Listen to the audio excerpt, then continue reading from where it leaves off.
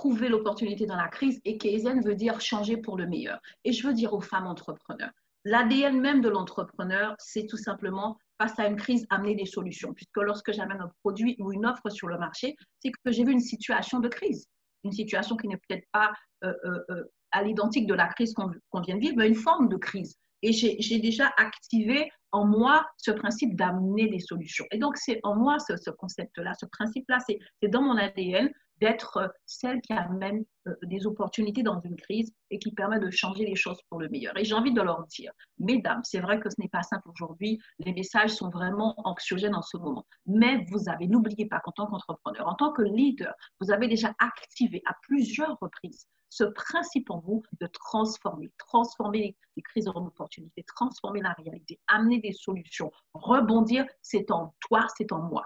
Et donc, à travers ce sommet, c'est vraiment permettre d'entendre des femmes de proximité, des femmes auxquelles je peux m'identifier, des rôles modèles qui me parlent, des rôles modèles qui ont eu peur comme moi, qui ont eu des doutes et qui ont quand même avancé pour m'encourager à le faire quand même. Là où tu as été arrêté, il y en a qui ont été arrêtés. Là où tu es en train d'avoir envie de tout laisser tomber, tu vas entendre des témoignages de femmes qui ont eu peur comme toi, qui ont eu envie comme toi d'abandonner, mais qui ont fait un pas de plus et qui ont pu rebondir. Et lorsque tu rebondis, lorsque tu décides de continuer, mais là, tu rentres dans ta zone de miracle, dans ta zone de génie, dans ta zone d'expérience nouvelle dans ton business. Et donc, c'est vraiment ça le message, dire aux femmes, c'est possible. On a besoin les unes des autres, comme les pierres ont besoin de se frotter pour faire jaillir le feu. On a besoin de se frotter pour faire jaillir l'espérance, jaillir le courage et la détermination des femmes. Je veux marquer le coup et rassembler ces femmes, leur permettre de partager cette expérience miraculeuse, quelque chose de particulier qu'elles ont expérimenté. Elles ont rebondi au cœur d'une crise mondiale, une crise sanitaire